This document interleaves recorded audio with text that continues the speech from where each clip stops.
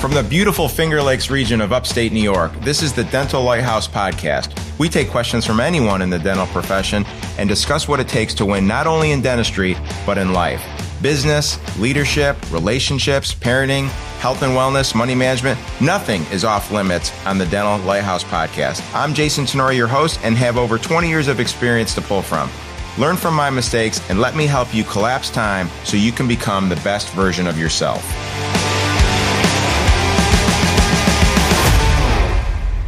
Yo, Dr. Jason here, Dental Lighthouse Podcast, and I'm going to let you behind the curtain today, behind the velvet rope, where only a handful of people are allowed to go.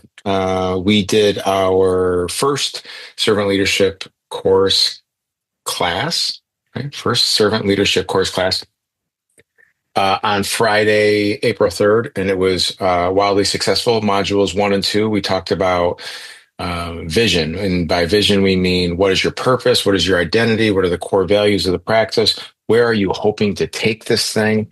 So we unpacked all of that. It was like drinking from a fire hose. And I want you guys to hear what we talked about, because it's super, super important. This is the one and only episode of the 8 or 9 that we have in the servant leadership course that I'm going to share with you. If you're interested in joining a little late, feel free to go to thedentallighthouse.com.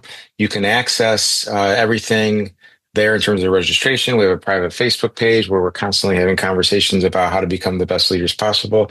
We'd love to have you. This coming week, we're talking about accountability, different seats that people have to sit in, different hats that they have to wear. What are the roles and responsibilities of each seat? What are the checklists associated with each seat? How do we keep people accountable? And everything in between. So enjoy this this first session of the servant leadership course. I hope it brings value. If you have any questions or concerns, if you want to reach out to me, if you want to learn more about the course, my contact information's on the website, dentallighthouse.com. Love you guys. Have an amazing day.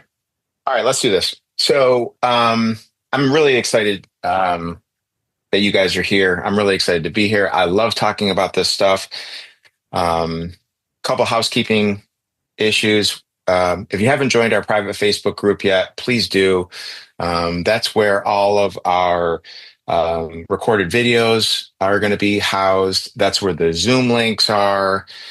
Kenzie and I put together an extremely robust workbook to go along with this material. That's there.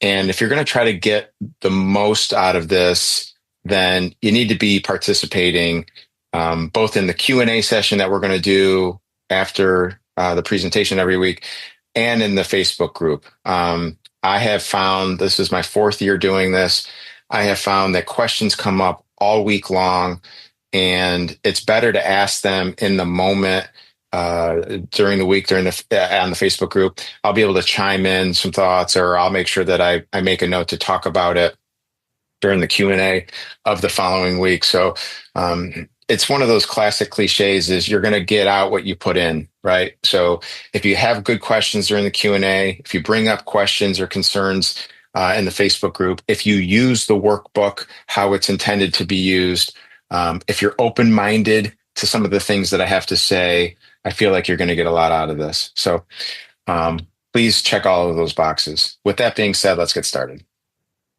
So why this course, right? So really, are you happy about your ability to lead predictably? Do you struggle with holding people accountable? Do you feel like you put fires out all day long? That's how I felt for many, many years of my life. Do you feel like everyone comes to you for everything? So you're the bottleneck. Do you feel frustrated and do you question, why are you even bothering to do this? And then do you think to yourself that there's got to be a better way, right? I think I can help. I think I can bring some value that can help answer those questions in a way for you guys where when we're done here, you're going to feel really, really different about accountability, about leadership, and about managing people. So why is it so important to have doctors and OMs, operations people, team leads here?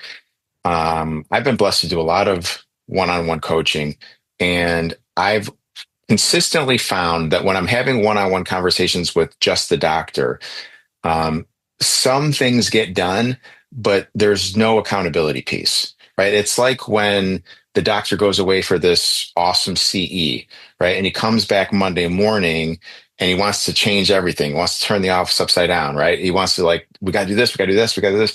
And it's so hard to get traction because no one else on the team was exposed to the material, right? So having an OM, a key lead, an operations person, a hygiene lead, an assistant lead, we got all types here, is so important. And I would guess that your owner, doctor, asked you to be on this in this training because they trust you and they want you to push back. They want you to ask the right questions. They want to brainstorm with you on how we can do things a little bit better. Um, so that's been my personal experience. It creates more accountability. It pushes each other. It leverages skill sets. My operations person, Amy, is amazing at what she does, but she's not a visionary. Um, she feeds off my ability to kind of think outside the box. She's an amazing implementer. She's an amazing integrator. She's an amazing discerner. And those are all things that I suck at, right? So when we can match our skill sets with another key person on our team, you will grow exponentially. So what are we going to cover over the next 8, maybe 9 weeks? We're going to talk a lot about vision and core values today. We're also going to talk about purpose today. And before you guys start rolling your eyes and be like, oh, when are we going to get to the meat and potatoes of the program? Nice to have that mindset, right? Oh, vision, core values, like, does that really matter? It's the most important thing. And I would ask you guys to just take my word for it. I've been doing this for 25 years. I have a team of 170 people. We have 8 locations in the Rochester Finger Lakes area. And without a clear vision, core values, and purpose, it would be like a deck of cards. It would be very, very unstable. So the material today specifically is a little bit more subjective in nature. It's a little bit more ambiguous in nature, but it's the foundation of something that we can build that's going to be really, really great. So after we talk about vision, core values, and purpose, we'll talk about what winning looks like. We'll talk about accountability charts and organizational charts. We'll talk about what does a team lead have to do? What are they responsible for? What are team members responsible for? We'll talk about roles and responsibilities of the seats that we're in. We'll talk about servant leadership and obviously a ton more. We're going to talk about meetings, how to run great meetings, how to set up agendas, how to get people to be open and honest in meetings, how to create vulnerability, all that stuff. So at a high level, this is really what I'm hoping to accomplish. Leadership doesn't have to be so complicated, so riddled with ambiguity. I'm going to give you everything you need to become the best servant leadership leader possible, the kind of leader that your families, your friends, and your businesses desperately need. You can go on Amazon right now and do a search for leadership, and you'll be faced with tens of thousands of books. And I've read a lot of them. Unfortunately, a lot of those books are filled with ambiguity. They're filled with subjectivity. You could literally read that book, put it down, and still be asking yourself, okay, well, now what? What am I supposed to do now? And this course is not that. This course is going to give you extremely actionable things that you can do Monday to ultimately get to where we need to get to. A little bit about me. I'm an upstate New York kid.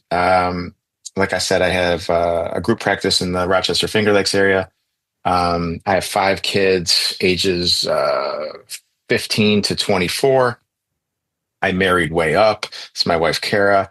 I'm a workout junkie. I'm a biohacking junkie. So if you guys ever want to have conversations about working out and nutrition and peptides, and I'm your guy.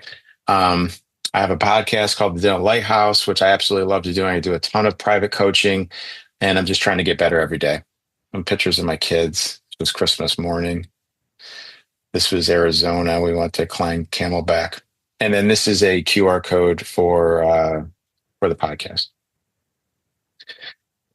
Okay. So first, I want to talk about this book that I picked up. I'm a huge John Gordon fan. I've read all of his books. They're great reads, especially if you guys have kids. The Carpenter is probably my favorite book to read with kids. So if you're looking for some bedtime reading, I would pick up The Carpenter. He's known for Energy Bus. He's got a lot of great books, but this is another one. This isn't for kids. This is more of a leadership book. But it's amazing because this book really just talks about a lot of the things that we're going to unpack.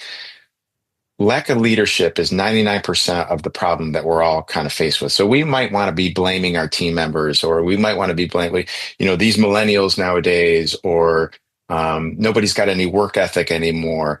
What I'm going to unpack for you specifically today is it's a lack of leadership. It's not having clarity on where we're trying to go. It's not having clarity on how we're supposed to behave.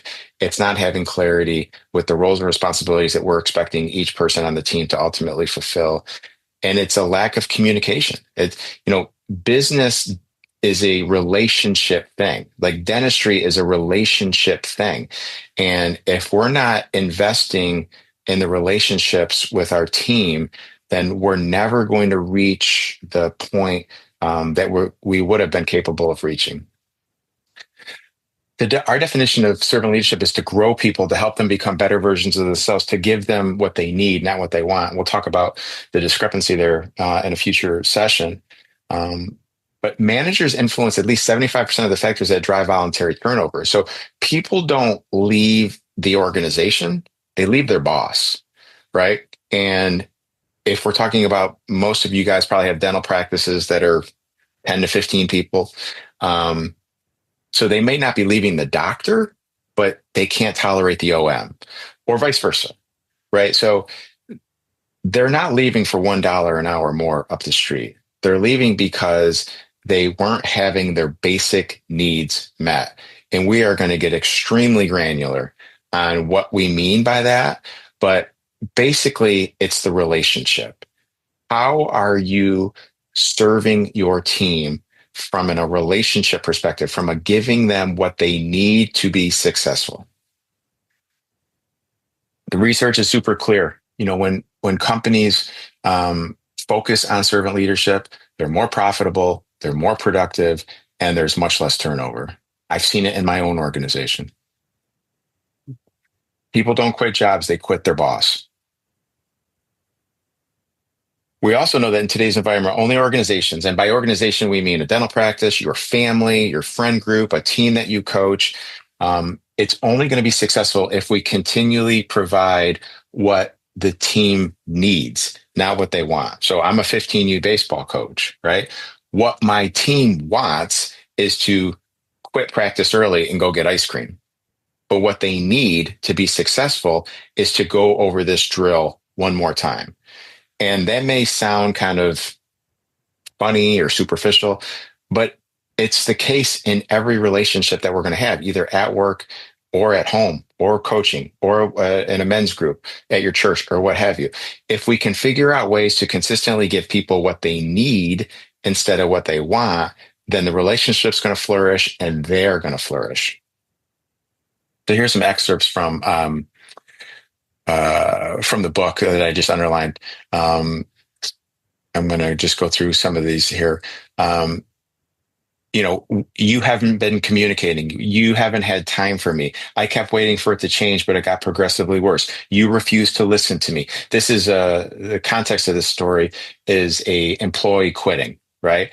And the boss or the leader was like blindsided. What do you mean you're quitting? Like, I can't believe, what are you talking about?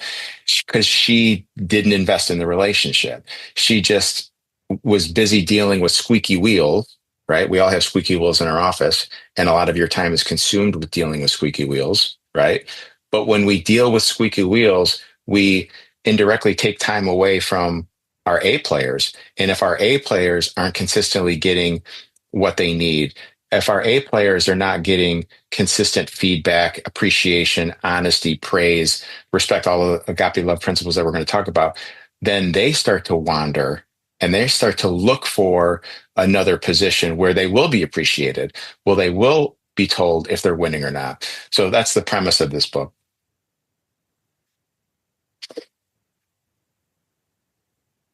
All right. So first thing we're going to do is talk about vision. I love this quote. People may spend their whole lives climbing the ladder of success only to find once they reach the top, the ladder is leaning against the wrong wall. And This is so, so, so important for all of you guys to think about. We are all hard workers. We're all grinders, right? We all put our head down and we just get to work. But if you don't have a map, if you don't know where you're going, I'm telling you, 3, 4, 5 years are going to go by, and then you're finally going to lift your head up and you're going to say to yourself, this isn't where I wanted to go. This isn't the trench. This direction of the trenches is where I was heading. Or you're going to get on this ladder and be like, whoa, whoa, it's leaning against the wrong building. Like I wanted to be over there. But so few of us take the time to take a step back and say, what do I really want? Like, where am I trying to go? So this is true at work and at home. So the first thing I want to talk about with you guys is identity, right? Who are you trying to become? And I believe that you need to have multiple identities. I have 7, and I'll talk about those with you. But it's really, really important for everyone here, doctors, leads, non-clinicians, to ask yourself the question, who am I trying to become? And then I need you to answer, why are you trying to become that person? And then I need you to answer, what do I need to do to become this person? And then I need you to answer on a daily or moment to moment basis, how will I accomplish this? So one of my identities is Kara's soulmate. Kara's my wife, like I mentioned earlier. So why do I want to be Kara's soulmate? Well, it's clearly listed right here. Kara is my rock. She's my biggest support. She's my entire world, my best friend. I love her unconditionally and tell her daily. She's beautiful, sexy, compassionate, funny, understanding, has a huge heart, always improving, and is a God-fearing woman. This is why I want to be Kara's soulmate, right? So I have clarity on why. The next I need to do is, what do I need to do on a regular basis, and how do I need to go about doing it to become Kara's soulmate? And I just listed some of the things here. I need to pray with her daily. I need to tell her daily that I love her, kiss her, and hug her. I need to take walks with her and have conversations as often as possible. I need to actively and empathetically listen to her when she talks to me. I need to not judge her, right? I need to show extreme patience with her. I need to not be passive aggressive in my communication with her. I need to over communicate with her. I need to play the equanimity game, which is, as soon as I'm getting in an argument with her, I quickly realize it and I get back on the balance beam and I'm centered again, right? And so on and so forth. So I have a checklist, and we're going to talk all about checklists. I have a checklist of the things that I need to do on a moment to moment basis to be the soulmate to my wife, Kara. So these are my 7 identities, and I'm not going to bore you with all of them. But my first one is, like I said, soulmate to Kara. I want to be dad of the year to my kids. I wanted to be the best friend that other people have. I want to be a man of grit and perseverance. For those of you guys that study the Bible, Nehemiah. I want to be a 10 percenter in the health and wellness space. I want to be an extremely successful entrepreneur, and I want to be an irrational giver. So I have clarity on why I want to be each of these. And I also have checklists, daily, weekly, monthly, quarterly, yearly, on what I need to do to become this person, to become closer to these identities. And some of these identities I'm really, really close to being. For example, in this photograph, you can see the picture of Kara and I. You can see the picture of myself and 3 of my boys. And then the upper left picture is a picture of me and 3 of my best friends, right? And I have a document that I reference at least weekly where I get clarity on who I'm trying to become. Now, the picture below me and my friends is a picture of Nehemiah, who is from the Bible. Amazing story of grit and perseverance. I'm still not there yet. I'm striving to be him. Okay. And I look at this photograph as who I'm trying to become. Below that is a picture of Rich Froning. He's a CrossFit athlete, a man of God, and I'm not quite there yet either. So I have a different picture of who I'm trying to be. And I can't wait to replace that picture of Rich Froning with a picture of myself. I can't wait to replace that picture of Nehemiah with a picture of myself. But I'm not quite there yet. So this is who I'm trying to become. I have it listed. I understand why I'm trying to become this person. I understand what I need to do on a regular basis, and I have clarity with how I'm actually going to accomplish it. So who are you? Who are you trying to become? You have to answer these questions in order to understand where we're going here. Because again, I don't want you climbing up the ladder of success and getting to the top to only realize it's leaning against the wrong building. So many of my coaching clients will focus on work and leave their home identities unattended. Not good. And some vice versa. Some they will focus so much on their home and family life that their business is floundering. That's also not good. So we have to figure out identities and we have to figure out how we can accomplish these. So again, the 4 steps, and this is in your workbook. Who are you trying to become? Why is this important to you? What do you need to do on a regular basis to accomplish this? And how do you stay accountable? Okay, so that's one of the foundational principles is identity. The next one is vision. So from a business perspective, where are we going? How big are we trying to get or how small? How much are we trying to work or how little? What does your future look like? And I know there's books out there that talk about 10-year goals and 20-year goals. And personally, I feel that that is too far away. So I look at it from a 3-year perspective. Where do I want my business to be in 3 years? Or talking to my non-clinicians, what do I want my role to look like in 3 years? What do I want to be making? Who do I want to be serving? What responsibilities do I want to have? As far as where the business is going to go, it all starts with the doctor and the founder. This is really the one decision that the doctor needs to make. And we're going to talk about all these decisions over the next 8 to 9 weeks. And many of them, we need to incorporate a spouse, a trusted team member, the whole team. But the one thing that the doctor really gets to choose, or the owner really gets to choose, is where am I taking this thing? How big? How many employees? How many operatories? What revenue? What profitability? All those types of things. Why does vision matter? And again, I'm not going to just recite slides to you. You can always go back and look at this. But and this is all research based, right? When owners of companies have a clearly laid out vision, the engagement of the employee goes up exponentially, right? When people come to work with no clarity on what we're doing here, right? When they're just kind of going through the motions, when they're just checking the box, you're going to get turnover. You're not going to get nearly as much productivity, and you're not going to get nearly as much profitability. So vision matters. So like I said before, you should make it a 3-year vision. And some of the questions that you need to be asking yourself, and I'll have a QR code here in a few slides, and it's in your workbook of some of the questions that I really need you guys to be asking yourself. How many hours per week are you going to work? 25, 35, 50, 60? You have to know, right? You have to have clarity on that. I work about 50 hours a week, right?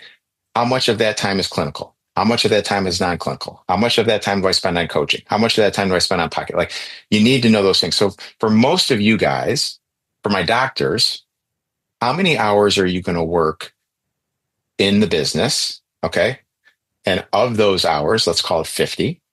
How many are you guys going to be at the chair versus how many are you guys going to be wearing either like a CEO hat or a clinical director hat? Again, this is a 3-year goal. What do you want that to look like in 3 years? Write it down, have clarity on it, and I will help you get there. How many employees are you going to have? How many locations are you going to have? How many operatories are you going to have? How big is this thing going to get? Right? You can get as big as you want, but you just have to be clear with where you're trying to go. And then on a daily basis, what am I doing to get there? What do you want the revenue to look like? What do you want the profitability to look like? What do you want your personal income to be? What is your desired growth rate? Are we talking about 5% growth per year? Are we talking about 25%? It's a huge difference between 5% and 25%, right? And you're going to have to be a very different person if the goal is 25% versus 5%. Proverbs 29:18, where there is no vision, people perish. Amen. So again, 3-year vision. Give your team a visual of where you're trying to grow. It greatly improves your 12-month planning. It helps set quarterly goals. And then we'll talk about weekly scorecards in a few weeks it'll really lend itself to developing weekly scorecards. 3 years. So where do you want to be in 36 months? Share it with the group, and then we'll reverse engineer it from there on what that looks like in 12 months, what it looks like quarterly, and what it looks like on a monthly and weekly basis. One of the questions that docs really need to ask themselves is, what type of business are they trying to run, right? Are you trying to run a business that's independent of your clinical hands, right? I haven't seen a patient in 2 years. My practice is about 25 years old. Did that happen overnight? Absolutely not. But I set a vision for the fact that I wanted to run a business that was independent of my clinical abilities. So I set out, and that's what I did. I have 24 associates, and I love, love, love mentoring them, getting in the operatory with them, teaching them different skills. I love helping them with their communication. I love helping them with their emotional awareness. And I made the determination probably about 10 years ago that I could serve more people away from the chair than I could at the chair. Right now, some of you guys might be thinking, "Oh yeah, that's what I want too." Let me pump the brakes on that. It's a lot of work. In fact, it's easier to just prep crowns, right, and not have to worry about all of the leadership stuff and all of the system stuff. But if this is where you want to go, then I can tell you how to get there. So that's what I wanted, and that's what I achieved for myself. Do you want a lifestyle practice? Do you want to be open 3 days a week? Have the office be completely dependent on you, but have a smaller team, 7, 8 people, where you can give your team tons of benefits because you're only open 3 days a week. You're making money, you're happy, and it's a practice that's meant to serve the type of lifestyle that you want. Nothing wrong with that. Do you want a hybrid type solution? Something where maybe you have 2 or 3 associates where you can take a 2 week vacation and not worry about the wheels coming off. You're still a clinician, but maybe only 2 days a week. Like, there's so many choices here. This is what's beautiful about dentistry. And I can coach you guys on how to get to all of these. But again, if I start coaching you on how to get to a lifestyle practice and then you tell me that you want a hybrid practice, then you didn't cast the vision correctly. What does your office look like in 3 years from a cultural perspective, from a technology perspective, from a systems perspective? Is it multi-specialty? These are all questions that you guys need to consider. What do we want it to look like? You really, really, really need to do this work. This is in your workbook, and I think there's a QR code coming up. How much growth do you want? How many people are going to be employed? Are we taking into consideration the founder's dilemma? We'll talk about that down the road. Set up some goals. Give yourself some grace. The founder's dilemma says that your income, I'm talking to my doctors here, your income is going to be take a hit as soon as you bring on associates and as soon as you drop back clinically, right? The number one way that dentists make money is with their own hands, right? It's a weird dynamic, but it's true. So the founder's dilemma is, I want to grow. I want to bring on associates. I want to scale back so I can mentor these associates, or I can give them rooms, I can give them patients. But what will happen is you'll lose money. And we have to figure out the dichotomy of, how big do I need to get to make the same amount of money, but not be actively working at the chair, be doing the things that maybe only I can do, mentoring associates, doing social media content for marketing, actively recruiting associates, stuff like that. And just a really good rule of thumb is, if you can find yourself 3 good producing associates and you have good systems and good overhead control, then the profitability off of those 3 associates should ultimately equal, and again, there's a lot of subjectivity here, but equal what your income was.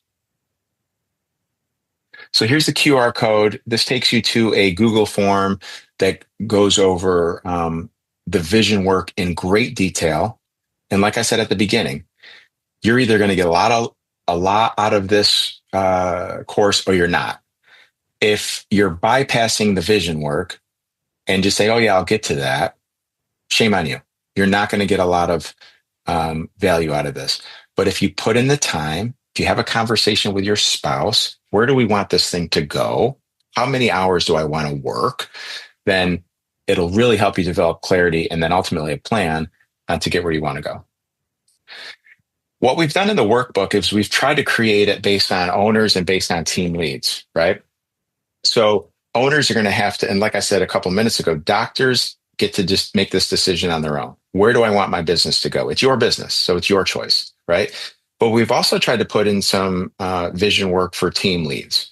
And I think it's just as important, right? If you're currently an office manager now, is this where you want to be the rest of your life?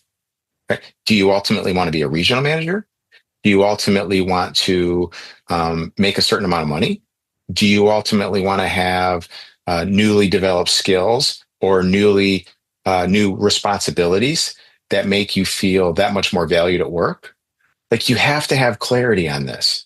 So this isn't going to happen overnight, but if you start to write it down and you start to meditate on it and you start to think about it, I can promise you it will become that much more realistic. Reverse engineering. So next we're going to talk about purpose. So we talked about identity, we talked about vision, and now we're going to talk about purpose. And the best way I can describe purpose is, why are we getting out of bed? Like, what are we doing here? Obviously we need to make a living, right? But there's a lot of ways to make a living, right? So if you're getting out of bed miserable every day, then we have to reframe what our purpose is here. What is willing to get us out of bed? What is willing to make us come back tomorrow? What is willing to get us through the tough days? So asked another way, why do we exist, right? So why do you exist as a business? Are you trying to provide the best dental experience ever? Are you trying to make enough money to give back to a community organization? Are you trying to create an absolutely amazing place at work for your employees to flourish? Are you trying to bring the latest and greatest technology to your community? Are you trying to create a lifestyle practice so you can take on hobbies with your family and outside of business? There's no wrong answer here, right? The only wrong answer is not having an answer. So if you're living in ambiguity, if you're getting out of bed every day, just not having a sense of purpose of like, why am I doing this? Then your life's going to be miserable. And you're going to get to the point where you start to feel burnt out, you start to feel redlined, and you just don't love going to work anymore. So a couple of things that you could consider in terms of determining your purpose. What problems are you trying to fix? Stamping out dental disease is not the answer. Okay. What are you trying to solve for? Who are you trying to solve it for? Right. So is it your patient base? Is it your employees? Is it your community? Is it your family? Is it a combination of all of those things? Have some clarity on this. What would be lost if we disappeared tomorrow? Right. If you were to just shut your business down today, is anyone going to notice? Like, are you making that big of an impact on patients, on employees, on community, on giving back, where if you were to shut down tomorrow, people would be like, whoa, like, I didn't realize how valuable that place was, or I didn't realize it was so purpose driven. What are you doing on a moment to moment basis that is uniquely contributing to the lives of people around you? In our organization, it's all about service. Our single purpose is to serve. Now, I'm going to talk to you a little bit more about what we mean when we expand that. And I'm not suggesting that my purpose needs to be your purpose, but I will share with you how if your life is rooted in service, it becomes really, really easy to get out of bed. Purpose-driven organizations, they grow significantly more, they are significantly more profitable, and they're able to keep their employees significantly longer. One of my favorite quotes from Trua Cathy, who's now passed on, unfortunately, but was the founder of Chick-fil-A. It's not that we don't care about revenue and profits. Don't get me wrong, we do. We are in the business. We are in a business, and part of that is to make money, just like us. We're in profit. We're in for-profit organizations. But I'm hoping that your number one goal, I'm hoping that your purpose isn't to maximize profits. So we are in a business, and part of that business is to make money. Most of the time, we find ourselves reflecting more so back on our purpose. Many know that our corporate purpose is to glorify God by being a faithful steward of all that He has entrusted us with, and to have a positive influence on all that we have come in contact with and serve them in whatever capacity we can. I love this, right? So Truett Cathy has an extremely successful business. I'm sure you guys have all been to Chick-fil-A. My kids would make me drive 45 minutes out of the way to go to a Chick-fil-A. But their number one purpose was serving. Their number one purpose is, how can I steward these gifts that were given to me to other people? This is a conversation between Larry King, CNN host, for those of you guys that are old like me, remember Larry King. He asked Christopher Reeves, who was Superman, who had a horse riding accident and became paralyzed. Larry King says to Dana and Chris Reeves, aren't there days when you get down? The wife says, when we're feeling sorry for ourselves, the first thing we try to do is reach out and help someone else. And it's amazing how you can start to feel better because of that. Christopher Reeves, take action, get the attention off yourself. That's the number one goal. Some quotes that come with serving. Get up, get out of your house, cross the railroad tracks, and go serve someone. Go get out of me for a while, and me will be just fine. I love that. Go get out of me. Stop worrying about being so self-absorbed. Go help somebody. Goodness, like evil, often begins in small steps. Heroes evolve, they are not born. And what Irvin's trying to say here is, like, you're not born with a service heart. And we're going to talk a lot about character in future modules, but this is a decision that you make. I'm deciding to serve, right? It's like leadership. Leaders are not born. Leaders are created. Okay. So if you have this mindset that I'm not a good leader because I wasn't born a good leader, then I'm going to change that mindset with you. Anyways, once they had taken that step, once they had started to act, once they had started to serve, they began to see themselves differently as someone who helps. Loosely defined, joy is an internal, deep-seated happiness and contentment. And this is what I'm trying to communicate to you guys. Like, making money is great, right? And I'm sure it makes you happy. But if you're truly looking to find joy and make money, then we have to come up with a different purpose. We have to realize that I'm in existence for more than just making money. And what is that purpose? I want you guys to identify that so you are motivated to get out of bed. So when you do have bad days and Mrs. Jones's crown doesn't fit right and she's bitching at you, that you can revert back to something that is more meaningful than all of this. I'm in the middle of reading an Abraham Lincoln biography now. This quote, I just love it. I feel good when I do good. Like, couldn't say it any simpler than that. So what's the point? Start, like, this is me, right? Find your purpose. My purpose is service. Some service leads to more service. Some doing good leads to more doing good.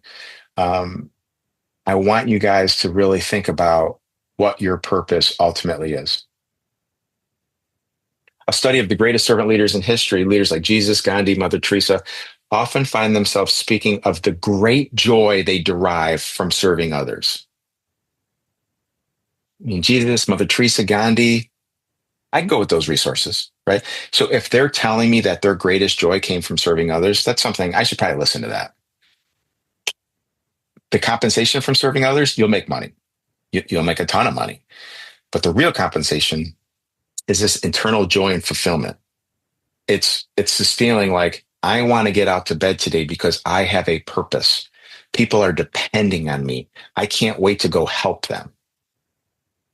If you're not sure what to do, serve. If you're feeling down, serve. If you're looking for joy and contentment, serve. This is my vision and purpose document. And again, I'm not going to read it for you, but the reason that I'm sharing this is you're going to learn this about me. I am so abundantly clear when it comes to communicating things with my team, with my community, with my patients, that there's no chance that there's a misunderstanding, right? And we'll talk about why that's important in future modules. But this is our vision and purpose document. It has 4 parts. First part is a sustainable organization. The second part is to change the way people feel about going to the dentist. The third part is to change the livelihood of our team members and their families. We will create a workplace that our team loves coming to work. Do people love coming to work for you? Have you created an environment where people cannot wait to get to work? And the fourth part of our vision and purpose document is to change the lives of the communities that we serve. So by sustainable organization, again, we are a for-profit organization. We need to make money, but we don't focus on maximizing profits. We want to change the way people feel about going to the dentist. Everything that we do at work is to change the traditional model of dentistry, right? The way my doctors talk to patients, the way that we present treatment, what the office looks like. We're doing everything we can to change the way people feel about the dentist. Change the livelihood of our team members and the families that partner with us. What do we mean by this? I want dentistry to be a career for my employees. I want there to be tons of room of upward mobility. I want to pay them at a level and have them enjoy profit sharing and bonuses where they can fully support their family. And it's not just like a 9 to 5, I can't wait to get out of here type thing. And then change the lives of the communities we serve. We're constantly giving back, right? We're just a ton of money, and I love it. It's one of the reasons I get out of bed. I want to help people. What do you need? I want the community to always think of us first when they need something. So what is your purpose? Why do you exist? Get clear about it. Get really articulate about it. And then once you have it, you need to over communicate it to your teams. Okay, the last part of what time here? Oh, look at this, 45 minutes in. We got a few more minutes. I'm actually going on time. Sometimes I can go off on a tangent, and I guess I will proactively apologize for that. But this is the last principle that we're going to talk about, core values. And again, for those of you guys that are not, for those of you guys that don't feel the core values are important, I get it. I've been there. I will explain to you many times over the next 2 months why core values are important. So what are core values? Basically, it's how are we expected to behave? Like there needs to be a rule book or what we'll call rules of the house, right? So how are we expected to behave? How are team members expected to behave? How are leaders and owners expected to behave? Are expected behaviors well defined to remove ambiguity? I talk all the time about when you have core values that are up on the wall, right? And you don't ever talk about them and they're not well defined, then that leads to ambiguity, right? So one of our core values is humility. And if I were to go to a team member and I would just say, you're really struggling at the core value of humility, like, what does that even mean? Like, how I define humility might be completely different from how you define humility. So if I don't have it well defined, then how can I expect to keep a team member accountable to behaving in a humble way? Are these behaviors and values non-negotiables, right? No judgment here, but do any of you guys have a hygienist or an assistant that is amazing, super producer, patience lover, assistant can make 14-unit temporary bridges in like 20 minutes, but they're a bitch, but they're a prima donna. Like you have to decide if the value system that you're trying to instill is overarching over competency, right? And I've made this mistake hundreds of times, right? I would sweep shit under the rug because she was a great assistant and she made my life so much easier clinically, right? But the cancer that she was, the gossip that she brought to the office, the morale that she killed, I would turn a blind eye to that. And it screwed me over many, many times until I started to make the determination that someone's value system or their adherence to my value system is the number one thing. So do you have core values? Are they well defined? What is the best way about going about developing core values? So this is just a rubric that I'm going to walk you through if you don't already have them, or if it's time to maybe what's the word I'm looking for? Rework them. Okay. So one way to do it is list three people that you could clone if possible. Ideally in your business, past or present, write their names down on the whiteboard. So again, this is an activity that you can do with the team lead that's here on the call with you. You could do it with your team if you have a small team. If your team is bigger than, say, 7, 8 people, this is hard to do with the whole group. But we all have like 2 or 3 people that we've worked with in the past who are like, oh my gosh, she was amazing, right? Why was she amazing? Like list the characteristics and qualities of that person and why did you put them on the list? Was it reliable? Was it team player? Was it clinical competency? Like whatever it is, right? So come up with this list. And once you come up with this list, you have 3 or 4 people, and then you have 3 or 4 qualities or values. You're going to end up with a list of like 10 to 15. Some of those you can combine. Some of those you can narrow down. Some of them you can eliminate. And you're going to ultimately end up with a list of anywhere from 3 to 7 or 8. And then you need to, either with your spouse or your trusted office manager, team lead, you're going to need to decide which of these we're going to keep, discuss, debate, and decide. Now, I've always coached that you shouldn't have more than 3 to 7 core values. I have 7. Dave Ramsey, who I have a man crush on, I spent a week with him 3 years ago. Not just with him. I wish it was just him. Although that would have been kind of awkward. Anyways, I was invited to a master class. I went out there, and the Ramsey company has 15 core values. So I was like, okay, well, if Dave Ramsey can have 15 core values, then I guess 3 to 7 is maybe limiting. But I believe that you should have 3 to 7. And then you got to define these values, got to use each one in 3 to 4 sentences. I would not finish this over the weekend and then roll it out hard on Monday, right? I would let it simmer. I would share it with a few people. I would communicate to them, these are some of the values that we're going to start holding people accountable to, that we're going to start living by, stuff like that. And then I talked about this a few minutes ago. I have 2 requirements of all my employees. They must be a core value fit, and we'll talk specifically about what we mean by that. And they must be competent at their job. Those are only the 2 things. Are you a good core value fit? And can you manage the roles and responsibilities of the seat that you're in? And we'll get super granular on both of those.